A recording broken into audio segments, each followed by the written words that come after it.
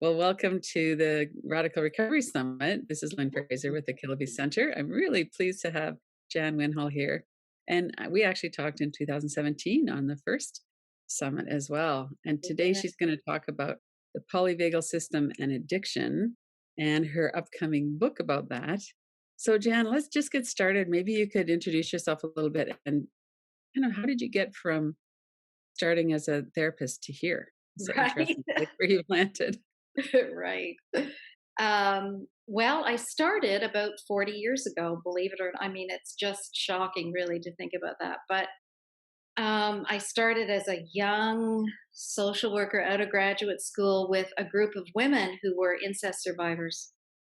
Mhm. And at that time, it was nobody was really doing that. Very few people doing that work. But I was lucky enough. It's a funny term to use for this, but it really it was an amazing experience, and it shaped my whole life's work really, in terms of trying to understand what was going on for these young women. We were situated in a really rough part of outside of Toronto, big city, and they were doing all kinds of things that they were telling me about slowly over time as they began to trust me a little bit. Like, cutting themselves and picking at themselves and poking and downing lots of drugs and alcohol and getting into all kinds of unsafe sexual situations. And, it was actually within a hospital setting. So I was being told that, they all had borderline personality disorder and they were manipulative and acting out, and I should really, be careful and keep my distance. And really, these women were treated with contempt. There's Mhm. no question about that. Mhm. And in Trauma and Recovery, Judith Herman's wonderful book that's just as good now as it was then, I think. She talks about that, how these women are treated with utter contempt, right? I think it's a fear response. People are so shocked by these behaviors, right? And so none of that made any sense to me, that they were, um, you know, just, it was all just about trying to get attention. And even if it was like, well, then we better pay attention. Right. That would be Gee, illogical. yeah. And so I kind of carefully, because I didn't want to be fired, but I was really intrigued, and I just listened. I listened with what I call non pathologizing ears. Mm, And I just listened to what were these behaviors about. And of these behaviors, of course, became addictive. Not all of them, not all the time, but they did. And when I really listened to these women, what I heard was that they helped them. These behaviors helped them. And so I kind of embodied way back then this sense of something that is helping you, that is also simultaneously harming you. right. And that paradox stayed with me. And so I began to get a sense, because I'm a very visual person, I began to get a sense of what it felt like and looked like there with these women in the group. That there was this, and the language that we used back then in as feminist therapists, we talked a lot about these behaviors, right, and trying to understand them. And the awareness that we had about that back then, I mean, this isn't new. All that's happening now, we had it back then. Right. We just weren't listened to because we were Mhm. women, Yeah. and uh, and because now what's happened is that Steve's polyvagal theory has given us a neurophysiological explanation for Uh, these behaviors. That these behaviors are neurophysiological state changers. right. They shift us from what we used to call flooding and numbing. That's what I started to piece together And way back then, that what I had was this sense that there was this shift in the body from flooding to numbing, and that Mhm. it helped these people Right. because you could sense and see in the body the shutdown, what we would now call dorsal state, Mhm. when they would, the eyes would kind of glaze over and they would not be there really in the room. Right. And what we all kind of figured out together was that that was helpful, Mhm. and there was nothing sick about it. It was the body's way of surviving when there Mm. wasn't enough, what now we would call ventral connection or safety and grounding. Right. So So you that's must have been a little nutshell of yeah. Yeah. how I put it together, but it came in layers, and Mhm. I want to show you the layers Mhm. so you'll get a sense. Yeah, let's get into that. What I practice is called focusing oriented trauma therapy. It's focusing is something that Gene Gendlin, he always joked about how he didn't make it up. He discovered that this is how the body works. The model that I created is called the felt sense polyvagal model to treat addiction, and it's an integration basically of the work of Gendlin with the felt sense in the body, and Steve Porges' polyvagal theory, and many other kind of pieces that I've integrated into the model because it's very multi-layered. So Mhm. I'm just going to go here to show you. So this is the client version of the model in Spanish. Here we go in English. Mhm.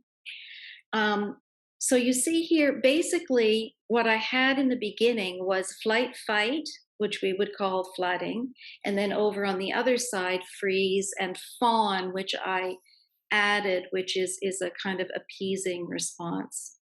Mhm. Um, and this was what I originally had a sense of, that women were telling me, is that they would be either overwhelmed with flooding feelings, and whatever they were doing up here would propel them into a state of dissociation.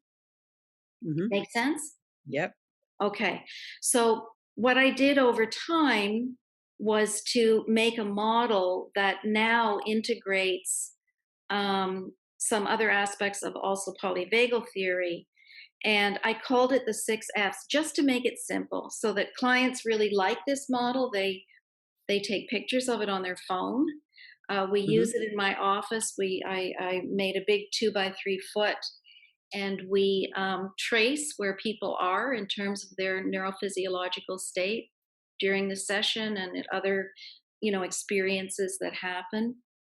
Um, and so that was the first kind of piece that I got here, and that these addictive behaviors were propelling people from either a flight fight state of overwhelm into shutdown freeze, or the other way. So at first that was confusing. But as I listened, I realized, you can also end up doing things that jolt the body in order to feel alive again Mhm. when you're too Mhm. dead, right? And we know that now, that people will get into these behaviors that are really adrenaline pumping, to wake the body up. But then in addiction, of Right. course, we just live up here. There's Mhm. very little of down here. So what's here? Okay, so I want to just not jump the gun too much. So this looks very complicated, but we're all clinicians and we're smart and we take our time to learn new things. Mhm. And so the second kind of wave of understanding things came not with polyvagal theory, but earlier on with interpersonal neurobiology. Dan Siegel's work and Bonnie Badenoch. And I did some training there and I realized, so in interpersonal neurobiology, we talk about chaos and rigidity, Mhm. and that these are these are similar states, the same states in the nervous system. And so I started integrating more of that work, and also like the window of tolerance, the notion of really that what we're working with here is emotion regulation. Right. And to what I really liked about this model was that if you take it, and polyvagal theory, if you take it far enough, you realize that you can move right out of a deep pathologizing system and into a very positive sort of model of strength-based model of integration that Siegel talks about. So that integration then moves down here into this state of the ventral vagus. So let's go back, and I just want to add then. So then I had these different kind of theoretical orientations, and then when I was I went to one of Deb Dana's workshops, and I realized as I was looking at um, these places that really it was absolutely true that this addictive behavior acted as a propeller in the autonomic nervous system. And as Steve talks about these intertwining states in the system, right? So then I realized that addiction was another one of these intertwining states. So the big thing, the amazing thing for us, I think, in terms of polyvagal theory, is understanding how Steve came to this place of um, discovering, recognizing this dorsal shutdown, the dorsal branch of the autonomic nervous system, right? Hmm. So, in the traditional model, um, the way that lots of physicians are still even trained, not in terms of polyvagal theory, although it's certainly taking off, but they learned about, basically two states in the nervous system, this ventral state and the sympathetic state. Hmm. That was the old model of the ANS, the autonomic nervous system. And then when I read about this, I thought it was so fascinating when Steve talks about in his very challenging and wonderful the first book about polyvagal, about how he realized they were studying infants that were really seriously ill and premature. And these infants they expected that when they were in this kind of very ill place, that they would be responding in their little nervous systems with flight fight.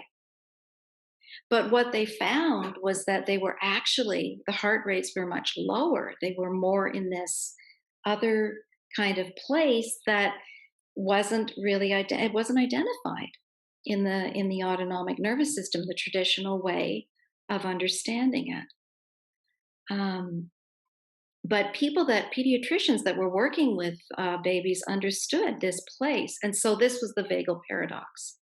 Was like Ah. the same kind of paradox that I bumped into in a different way, that something that is helping you is also harming you. Hmm. Because what he discovered was that, when the system is really under threat, it doesn't stay in flight fight, it shuts down into freeze. And that's the dorsal branch of the vagus. Hmm. So that's huge, because for us as trauma therapists, we knew that place, right? Hmm. We knew that place in our clients. We could see it in their bodies. I could see it with these young women. And now we have a way of explaining it in terms of neurophysiology, that this state over here is the body's way of I think of it as like hibernating. When you're Hmm. trying to shut down all the systems, enough that the energy is conserved, to just try to survive. And so we see how then I realized, well, that these addictive behaviors are ways that propel the body, shift the body from one of these states to the other. And it's what they call an intertwining or a blended state. Mhm. There are other intertwining and blended states Steve and Deb Dana talk about in their books. So there's an intertwining state that we all really, I think, can relate to. They call it play. I just made it 6 F's to make it simple. I called it fun. Mhm. And in fun, you see this blending of yellow and red. So this is an autonomic state that blends safety and a bit of pumped adrenaline. And in that state, you can see how the nervous system works because if you listen to kids playing, for example, and there's laughter and they're having fun, and then all of a sudden somebody gets hurt, and it moves up into either crying and coming seeking comfort with mom or dad or somebody into flight, or they get mad and they start to fight. And it's just such a really good example of how the nervous system works. And then over here, we see this in flow or stillness, Steve calls it. In this state, we have our practices of meditation and focusing and prayer and lovemaking. So, this is the state where it is safe. So, we have enough of this ventral place that I call flock because it's the social engagement place, the Mhm. place where we come together to be held and to feel comfort. And then so there's this safe place in flow, but also we have a shutdown in the sense that there's safety in stillness, in immobilization. So it's not shutting down in a dissociated way. Right. It's this the safety that comes from being able to immobilize and stay still. Mhm. Right when we feel safe when we're say breastfeeding our babies, or Steve would call it being safe in the arms of a loved one. Mhm. Yeah. And so we can work with Very these states, right, with our clients and help them to understand what's going on in your body. And this means that we have to shift as therapists to really work in an embodied way, Mhm. to go into the body. I think it's very helpful for people to understand something like this, partly because it helps to take some of the shame and the blame out of it. Okay, you have a mammal nervous system. This is how it works. It's not like there's something wrong with you. This is just how it works for everybody. I think that's tremendously empowering for people to know that. It's tremendously empowering, and it really challenges us to think about a huge paradigm shift. So, in my Mhm. book, I ended up creating a new assessment tool as well, an embodied assessment and treatment tool to help us to rethink and understand what we're doing with people in a way that's completely depathologizing. So, Ah. I call these moments are they're just incredible in therapy. These moments, what I call of liberation, just what you're Mhm. talking about there, Lynn, where people realize there's nothing about what you're doing that is sick or wrong. It can be very hurtful to you and people around you, Mhm. and that's not okay. But it's our body's natural way of trying to survive Mhm. when we perceive or we are in states that are completely unsafe, right? Right. And And so we've there's, gotten ourselves out of it somehow and yeah, survived. So that's yeah, a good thing. that is a good thing. Yeah. Mhm. And these felt shifts in the body, this is where Gendlin's work comes in because Gendlin and Rogers, Carl Rogers, so Jean was a student of Rogers, they noticed what they called moments of movement in the body. And those moments of movement seemed to be the most important thing in terms of how people made changes. And so they studied that. And Janlin was actually interested in that too, because he did these studies way back in the 1960s looking at galvanic skin response with people who were in therapy sessions. And galvanic skin response is a sympathetic response in the nervous system. It's sweating. Mhm. And so when I discovered that, I was so excited because I thought, wow, there it is again, right? This is how we Mhm. live in our bodies. It's just so important to then think about the implications of that, that we need to move right away from models that talk about disorder in terms of Right, addiction and models that talk about addiction as an illness. It doesn't fit when we understand it in terms of polyvagal theory. It's not an right, illness, it's a response in the nervous system. It can result in for some people with physical illness, but to shape it like that, it doesn't make any sense. It makes much more sense to understand it in terms of trauma, for example, mhm, right? Oppression. These three main branches of the autonomic nervous system, helpful to just kind of review that. So, flock is this place of safety, the mhm, ventral branch of the vagus that Steve talks about, the social engagement system. We see how with addiction that addiction is at the opposite end of the model, right? Flock is down here, addiction is up here, and fixate. So in that addictive state, we're isolating. We are not engaged socially. And we may be doing things with other people that are addictive, and that doesn't mean people don't have relationships, but there is this way in which there's the brain is kind of really focused on, meeting that addictive need, that little dopamine hit. And so our work is very much about helping people to engage in these social um, connections. And so most of the work that I do is in groups. And I don't even work so much anymore with addiction groups. I work with people in groups using the model.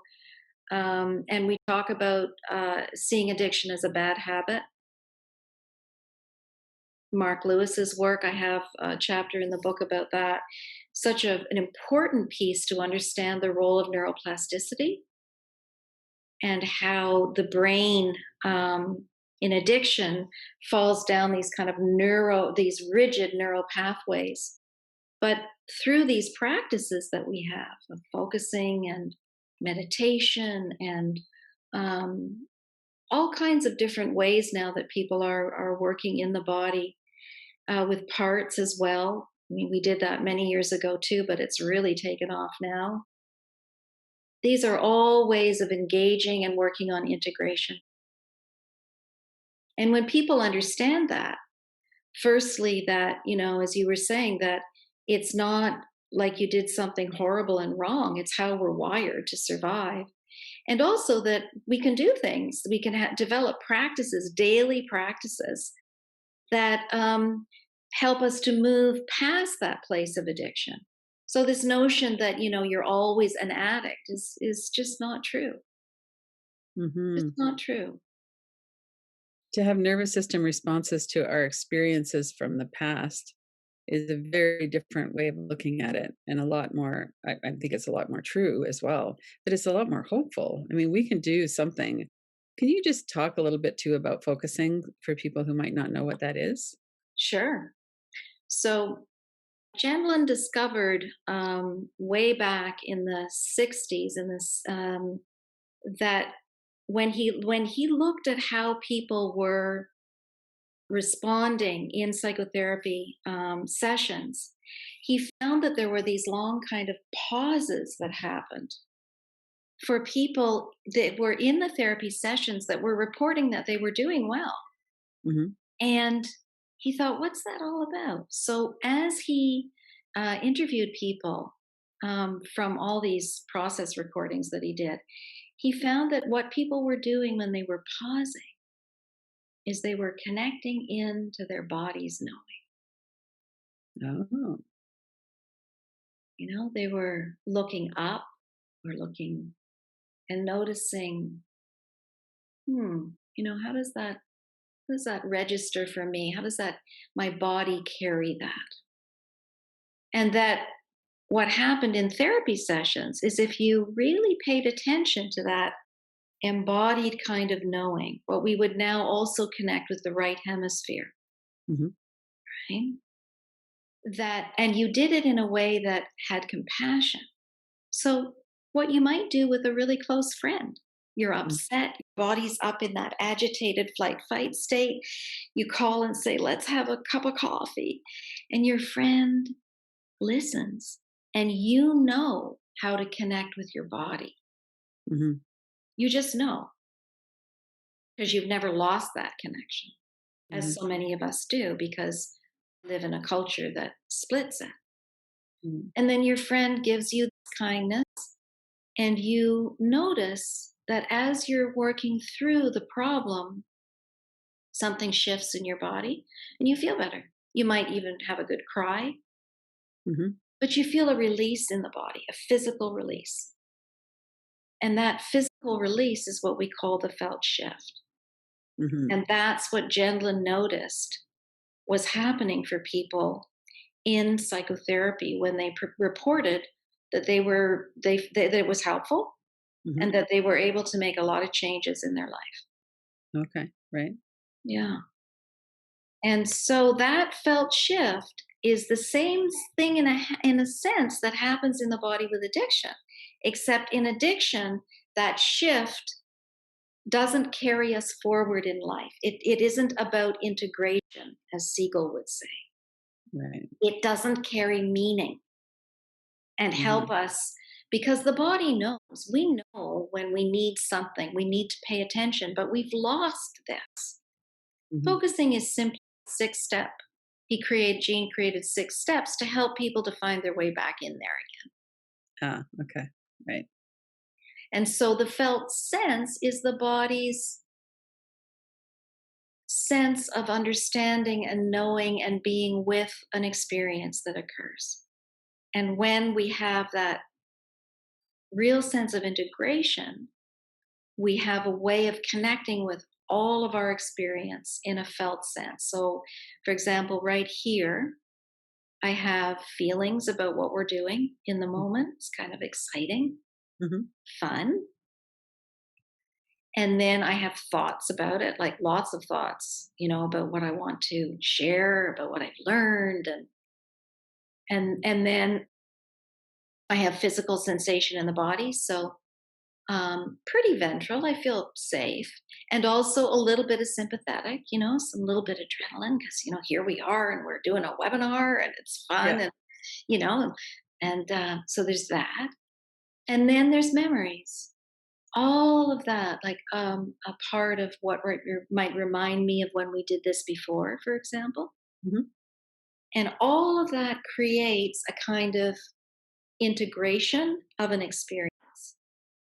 Right. And when I'm grounded and I'm not triggered, I can access all of those different aspects of experience into a full felt sense. I'm here in my body with my feelings and my thoughts and my memories. When Right. trauma occurs, that's a different story, right? Trauma Yeah. shatters a lot of that sense of integration. And because of the dorsal vagus, we understand through dissociation that some aspects of experience could be unavailable to us. Right. Can you say a little bit more about that? When I'm really numbing, I move out of that ventral state, right, where my prefrontal cortex is connected, and I'm aware of what's going on, and I feel safe enough, and I can think through what needs to happen. Right. When I'm in a trauma state, I lose that connection. I go up into the sympathetic. The amygdala part of the brain goes, ah, and memory gets impaired. Yeah. And we skip all of that kind of beautiful integration processing, and we lose that, and then we can go to shutdown. So in our trauma work, we help clients to, I find it very helpful to work with those different avenues into the felt sense, because you can track them. As you know, many people are doing this in different ways. um, Janlin never meant that focusing was some big answer to everything and that nobody else knew anything. Mhm. We really delight in integrating the felt sense into, and that is happening now, into many different kinds of embodied therapies, right? Mhm. But I do want to say that I think a lot of the time people don't really appreciate the the real nature of felt sense, Mhm. that people tend to see it as sensation, Okay. and that's not right. And use that integrated wholeness aspect of it?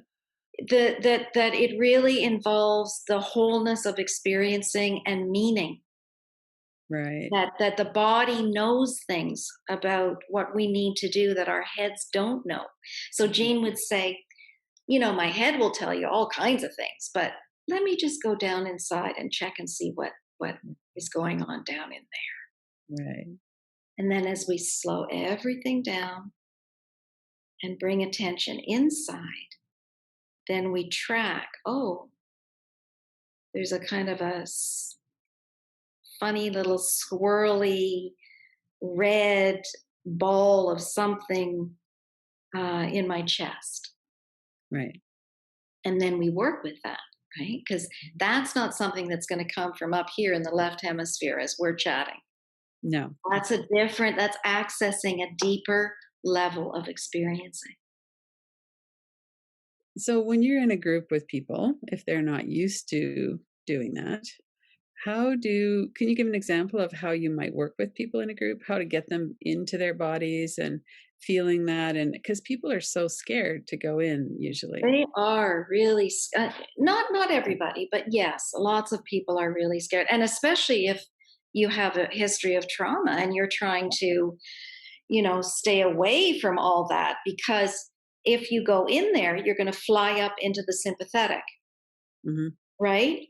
And you're trying not to touch into that because you want to be able to kind of stay over in that dorsal place. Right. Um, so we what I do is I talk about this in the book too, like how you look for openings. Hmm.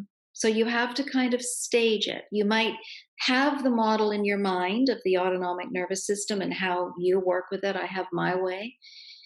And then I watch for, what are people, um, you know, feeling in there. If I see something and I feel like I have enough warmth and connection Hmm. with the person, we have a flock place. I Hmm. might say, I notice there's a lot of feeling there in your body with that, like you kind of got a little flush or some little tears came.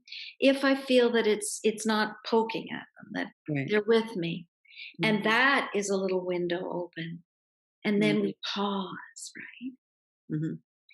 Um, or sometimes somebody will use the language, you know, even though we live in such a post Descartes era, where we value thinking and not so much feeling and embodiment. But you can see that it's in our language. So sometimes people might say something like, "It scared the beep out of me." Hmm. And you know, there it is. It's like, what is that? That's a bodily response. Yeah.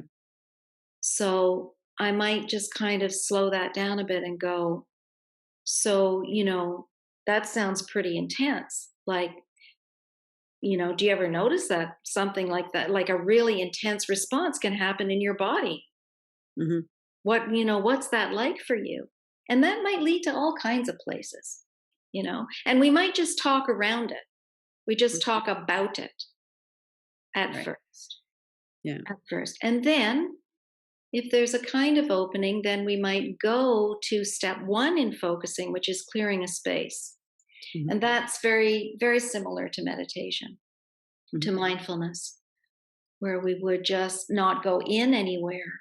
to a deep, deep felt sense, but just work on clearing things that get in the way of finding a quiet place inside. So there's a lot of building safety first. Right. Yeah. Mhm. So I was just thinking of that Yes. flow place where you have some of the dorsal and you Yes. have some of the connection with Central. somebody, Yeah. right? Yep. And That's you the can place. yeah, Yeah. right. That's the place that we're working. And then we can teach that. There's a lot of teaching in this model, right? And with polyvagal theory. And most people love it. Not everybody does. I don't haul out the model with everybody because some people, but I Yeah, use it as a way of conceptualizing what's going yeah, on. right. Some people are not going to go into their body, or it might take years, and that's okay. Mhm. But then we work with grounding, right? Just feeling Right. your feet on the floor at least. Yeah. I think it's so good how many orienting practices are around now. A lot of times people will do the 5, 4, 3, 2, 1 with the what you Yeah, 5 see. People are looking behind them. I think that's so powerful to let your eyes yeah, notice that you're safe yeah, because then it's not a conscious mind, "I'm safe here." It's like, "Let me look and see." And the same as when we're taking deep breaths. We're not gonna be taking deep breaths if we're afraid. So yeah, just the fact that we're taking deep breaths helps to reassure our nervous system. And I just exactly. love how that's so much it's so much more available now. Yeah, yeah. Steve does this really nice one that I use quite a bit too, with extending that exhalation breath. Really Mm. activates the ventral place, and Mhm. teaching people about that, and noticing. I think here's another thing about polyvagal that's so important, that noticing what neurophysiological state we are in Yeah. shapes our thinking, right? Mhm. It shapes how we perceive the world. So when you help people to understand, okay, what's your default? Where are you normally living in the nervous system? Yeah. Um, and they begin to appreciate, yeah, I know I'm kind of a dorsal turtley kind of person, or yep, I'm right up there in flight fight. And Yeah. then you can track, and Deb Dana does such a beautiful job with this too in her work. You can track the thoughts that are connected to those Mhm. different states. So if I'm feeling safe right now and I look at you and I see you're kind of smiling and it's a nice connection and we're in ventral. If I'm too much up into sympathetic and I look over at you, and suppose you just look away for a minute, and I might think, oh my God, Lynn's bored, or Right. this is terrible, it's a disaster. And then everything that flows from that reinforces that. Right. Yeah. I mean, what a liberating idea that we can change how we think about something by Mhm. understanding what state we're in. That's huge, right? So can you bring in Steve's neuroception into this? How we don't read things correctly when we're Yes. in traumatic response. Yeah, exactly. So the neuroception was this word that he coined, right, for this awareness inside of what's happening in terms of how safe we are. And it's autonomic. It's not something that we're aware of. But I think with time, we can become more aware of it as a practice. That's really what we're teaching our clients. And I use it in my own self, a really sense of like, what's happening in my body. And when I worked with that, and I wrote about that in the book, about these lessons that we learn from polyvagal theory, and one of them is this notion of neuroception. That for me, it felt like my notion of neuroception shifted from, originally, it kind of, I grew up in flight fight mostly, had some ventral in there from my grandparents. Mhm. Um, that I had this sense of like a soldier watching guard. This was my state of neuroception, of this soldier watching the horizon to keep me safe. And over time, as I worked with that over many years of my own work, realizing that that sense, that sort of, if we think about like an animal as part of our neuroceptive system, Mhm. it became like a lion, like this kind of Mhm. cozy, protective lion. Mhm. Um, or one of my clients called it the squelcher. It was this kind of like part of himself that was was for him very connected to dorsal of shutting Mhm. down, but not, but the neuroceptive part was this part that watched to see, you know, when am I safe, when am I not safe, and we Right. do this constantly. We do. Yeah, Exhausting. yeah. Yeah. Yeah. One thing that I found very interesting as I've, over the last few years, I've been dipping more into polyvagal and understanding it more, but also working with other people and myself, is that I always had a freeze or a shutdown. That Mm, was mostly where it was. And yeah. how I would explain that is I was in denial. I wasn't able to see the truth about my relationships. I stayed in relationships that sucked. And so for me, that was kind of judgmental. Like, Oh yeah. why can't you wake up? Like, you should have woken up. You should have seen that, you know? And so to see that it's actually a nervous system response, it has been so helpful for me. It's like, okay, that's what was going on. At the time, I just thought, hey, I'm chill. I'm calm. There's no problem here. Right. And I didn't see it until much later that I was actually in freeze Yeah. and dissociated and so it really does help to let go of some of the judgment around our Oh, it's strategy. huge. It's absolutely a huge paradigm shift, and you see it too in this language around codependence. A lot of judgment. Yes. Why would they stay, you know, in this kind of disdain and shame and, you know, Yeah. and so when we shift it into, oh, this is the body's way of surviving, we don't thrive, but we survive there, and then we can make choices, you Yeah. know, that are very different and very freeing. But it really behooves us to shift out of a pathologizing DSM model. It We does. we have to do. The other thing that is so important about this is that when we understand addiction as a result of all kinds of different trauma, Mhm. not mother blaming trauma, Right. but trauma that occurs at all stages of life and can occur from the moment of coming into the world where we don't feel safe because we don't live in a world that accepts us.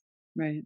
Mhm. And so we have to move out of these very, you know, heteronormative sort of models of attachment and and you know, ways of understanding trauma that are very limited, and really see it as like global trauma. For example, look at what's happening in the world. We're all of us are in a state of some degree of trauma, or Yeah. the trauma that occurs, you know, because we're in a technological revolution and people don't know how to handle the internet and they get addicted.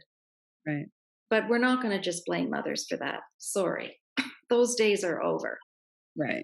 We really need a reshifting too of attachment theory, which I really enjoyed writing and reading about, studying different cultures and how attachment is understood in those cultures. Mhm. With, you know, many mothers, whole families and villages, and so that's a whole other area that needs a lot of work. Right. Um, and also really understanding how marginalization, um, how poverty, the role that poverty and racism plays in addiction, Mhm. huge, Yeah. huge. So to just see it in this very limited way, uh, it really gets us off the hook of owning what we need to do to face the ways in which we treat each other. Mhm. And polyvagal theory is very much about that too. That we need to, with you know, this whole notion of nobody's safe unless we're all safe. I mean, Right. that's the social engagement system, right? Well, and we can't socially engage with people who are objectifying us or threatening us, or I mean, that's just not how it works. So it's no wonder that we walk through the world scanning for danger and protecting ourselves. Yeah. Yeah. Yeah. And one of the amazing things, that's happening out of all of this now with COVID, movements, social movements are uprising. Black Lives Matter, and the rates of addiction are horrifying because Yeah. people are so frightened and also speaking up.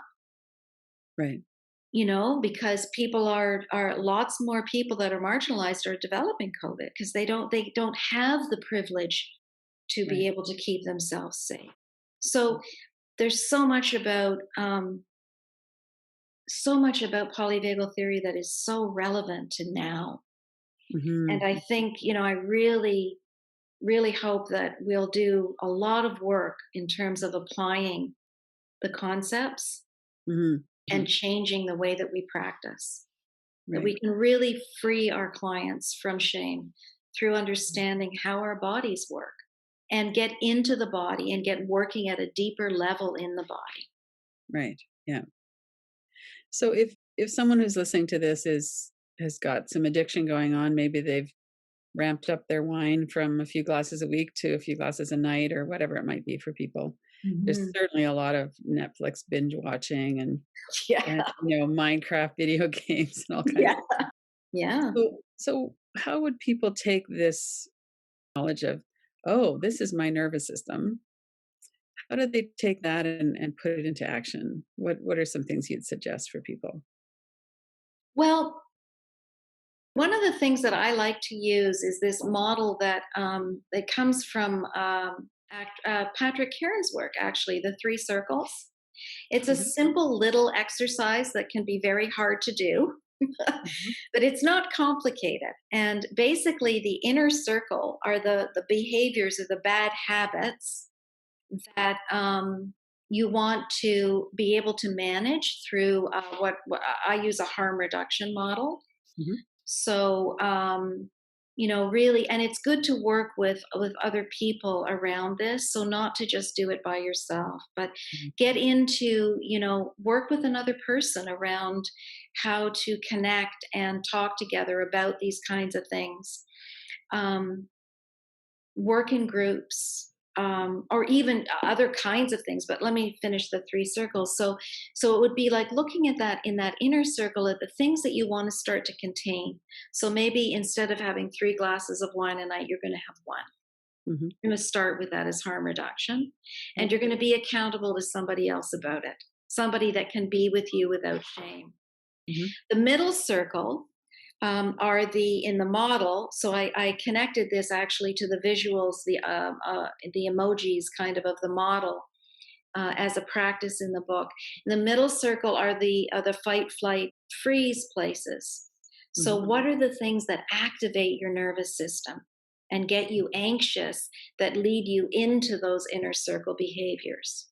Ah, right. So it might be like a fight with your partner, Mhm, or too much spending too much time on the internet, for example, or mhm. whatever it is that gets you nervous and anxious and shut down or whatever.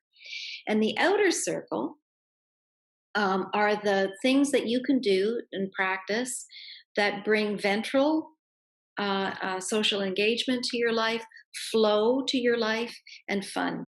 Those things that are connecting with other people and making eye contact and being together, which is Mhm. hard during COVID, but Right, we have to work harder at those things. But there's a lot of stuff online now with groups as well. right. Yeah. So I found that can be very connecting, like, people in my groups are always saying, "Wow, it's I never thought we could actually get this close just online." exactly, exactly, Mhm. yeah, that's a very interesting thing, isn't And it's also, I think, a little safer. So people feel a bit safer. They can always just hit that button and go offline if something happens. it? You don't have to see that person again at the grocery store. These are people from all over the world. So I think it does feel a little less threatening maybe too, but easier if someone has social anxiety. Yeah. Yes, and some of my clients have really talked about that, how they didn't like the kind of time in group where we would just be having a break, for example. Ah, mhm. Oh, they're like stiffen up. So this way we don't have those kind of breaks. They're breakout rooms, but it's not like where somebody's hanging around and, Yeah, chatting without structure. right. Yeah, yeah, Wow. Well, yeah. that's really cool.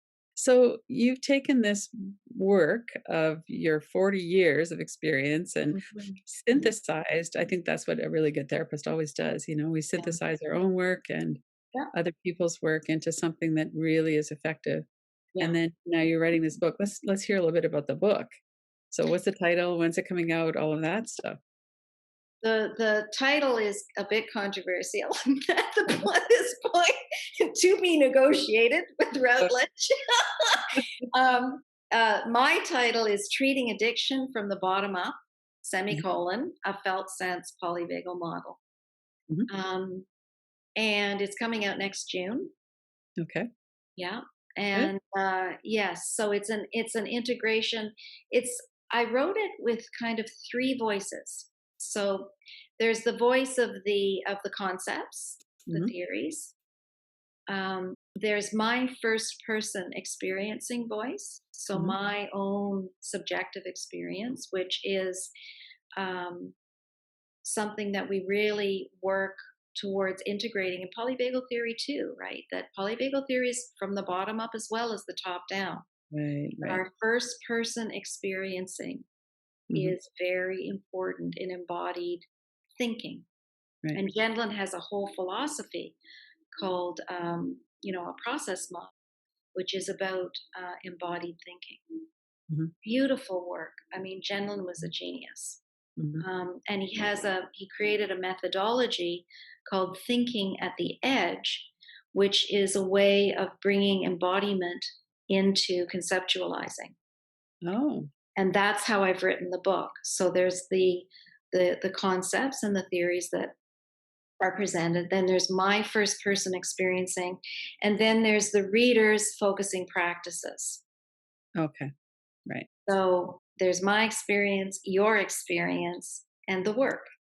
right. And we take the concepts in these different theories in interpersonal neurobiology and in Gendlin's process model and in Steve's polyvagal theory, and we integrate these concepts into working with the body. So, for example, if we take this concept of neuroception, it's a Mhm, concept, right? It's something we right. think, Mhm, but as we develop theory, in our culture we've left out the body. We right, just talk about thinking, and we have like contempt for the body. right. What Jenlin said is no, no, no. We need to be developing theory that is embodied. It's informed by a body process. Mhm, And so I took the concepts, and then we go inside and ask into the body, how does my body carry this notion, this concept of neuroception? And that's how I came to these images of the soldier huh, and the mhm. lion. Right, right. It's incredible. Thinking at the edge is like so freeing. You have these ideas. So I had this idea, this paradox of what helps you harms you. And I took that inside. And I kept using the felt sense as a kind of way of integrating and experiencing the concepts throughout the book. Right, right. Wow, I can hardly wait to read it.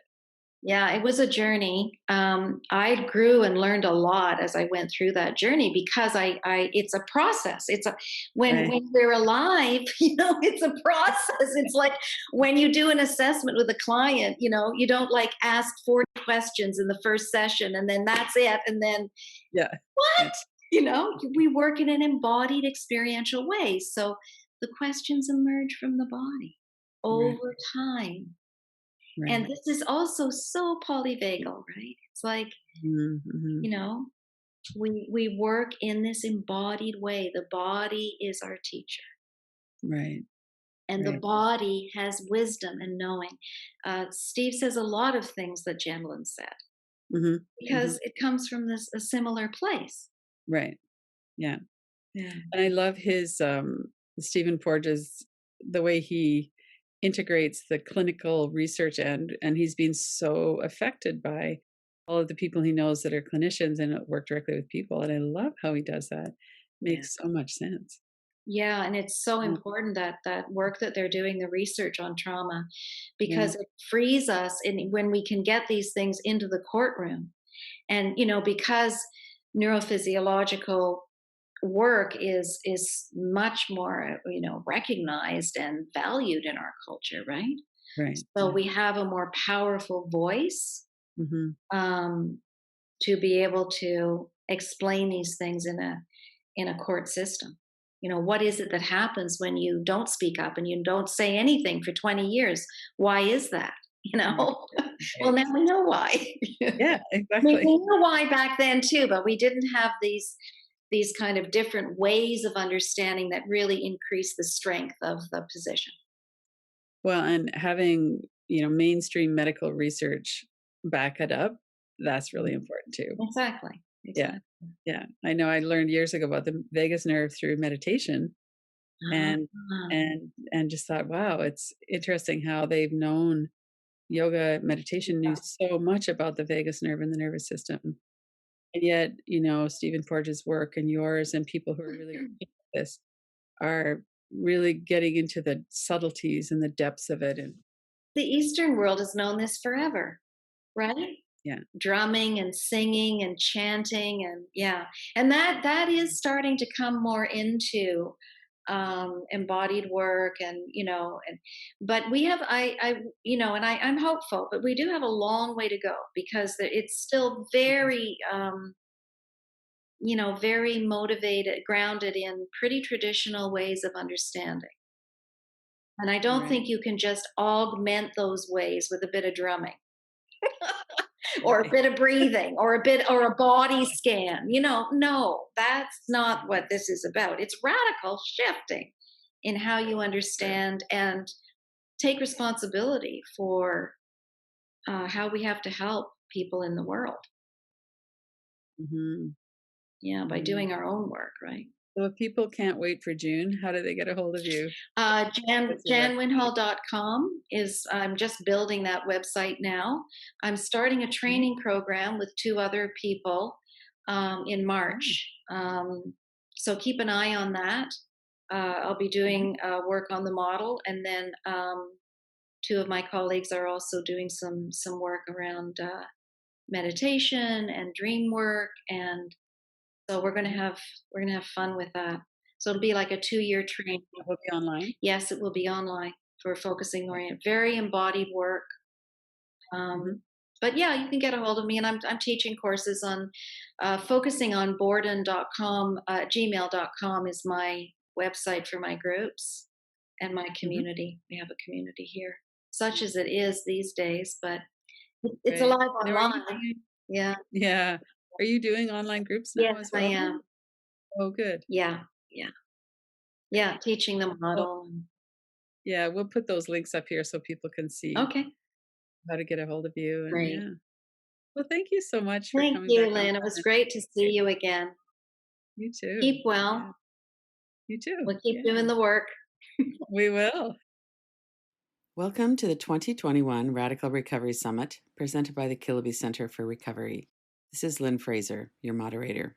This year, our theme is Feel It, Heal It, a new paradigm of recovery, featuring a diverse group of thought leaders and innovators, people who are working on the ground in the new field of addiction recovery. Go to radicalrecoverysummit.com to sign up and watch free.